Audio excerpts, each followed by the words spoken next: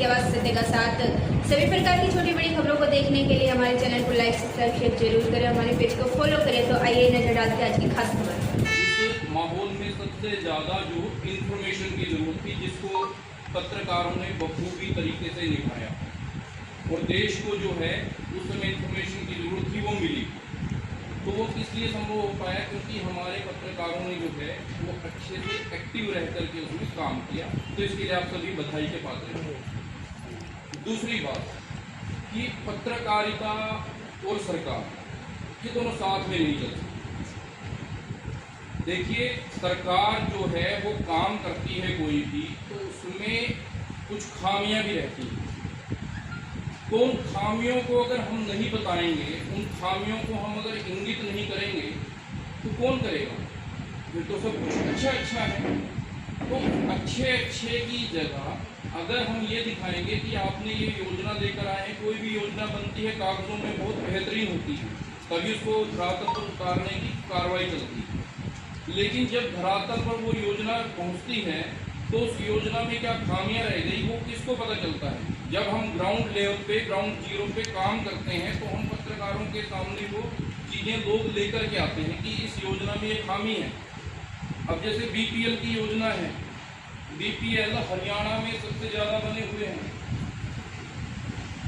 तो जब हमारे प्रदेश में एक तरफ तो हम कहते हैं कि उन्नति के शिखर पर है, दूसरी तरफ बीपीएल में भी नंबर 1 है, तो ऐसे कैसे?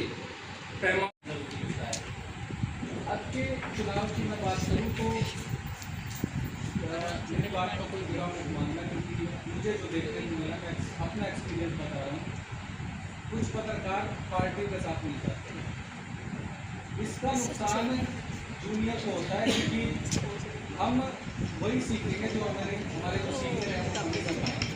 तो हमने ये चीज़ फील की कि अगर कोई सीनियर पत्रकार जिससे हम सीख रहे हैं या वो पत्रकारिता की बारीकियाँ हमें बता रहे हैं, वो किसी पार्टी में क्यों जाते हैं। मेन पॉइंट तो ये है मेरा। अगर आप पत्रकार हैं तो आप किसी पार्टी में क्यों जा रहे हो? अगर हम इस बारे में आपको बताते हैं कि आप ये चीज़ गलत कर रहे हो, तो आगे से जवाब मिलता है कि 20 साल हो गए पत्रकारिता।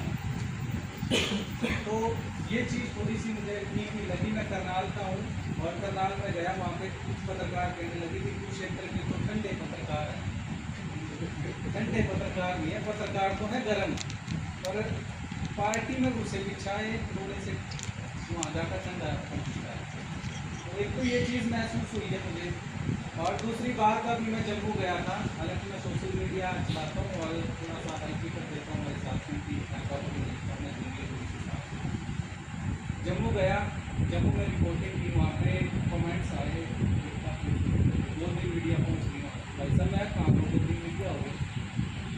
ये चीज़ मुझे महसूस हुई, दिक्कत हुई कि वो कमेंट पढ़ने के बाद मैं सीनियरों की तरफ देखता हूँ, यार शायद किसी नाम करके एक ही बार में हाँ बोली और आज के कार्यक्रम की अध्यक्षता की। साथ ही मैं धन्यवाद देना चाहूँगा मेरे भाई जो पत्रकार सब लोगों जो आए हैं अलग अलग जगह से, अलग अलग प्रिंट मीडिया से, इलेक्ट्रॉनिक मीडिया से, और आप सब लोग आए और इस गोष्ठी का हिस्सा बने।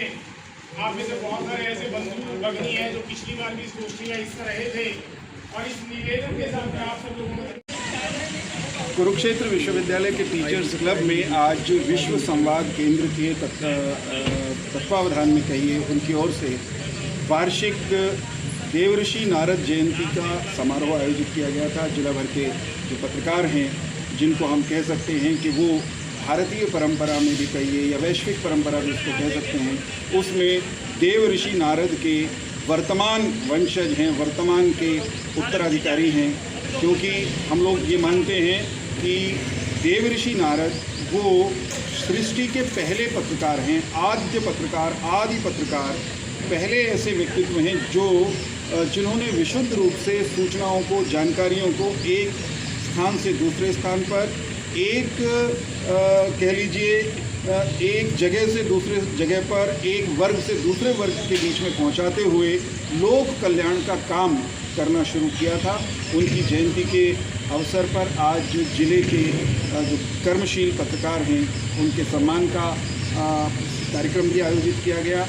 पत्रकारिता अच्छी हो, पत्रकारिता राष्ट्र हित पर केंद्रित हो, पत्रकारिता का केंद्रीय जो भाव है वो लोकहित रहे, इस विषय पर आज की संगोष्ठी में चर्चा हुई। और विश्व संवाद केंद्र को इस बात का श्रेय जाता है कि उन्होंने देवऋषि नारद, जिनकी छवि को बॉलीवुड ने अज्ञानतावश, भ्रमवश या किसी षड्यंत्र के तहत एक विदूषक की छवि बना दिया था, जिनको केवल या तो लड़वाने वाले कैरेक्टर के रूप में चित्रित किया गया, उन देवऋषि नारद का मूल चरित्र और व्यक्तित्व, उसको सामने लाने का काम इन आयोजनों के माध्यम से हो रहा है।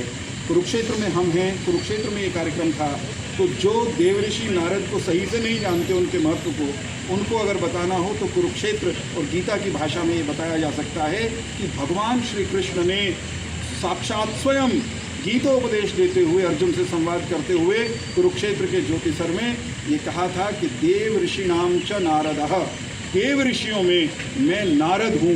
यानी देव ऋषियों में सर्वोत्तम कौन? नारद। और भगवान श्री कृष्ण उसी भाव के, उसी चेतना के प्रतीक हैं। देव ऋषि नारद हम सब भारतीय और विश्व भर के पत्रकारों के पत्रकारिता के कर्म में आदर्श बने। आज हम सब ने यहाँ कुरुक्षेत्र की धरती पर यही संकल्प किया।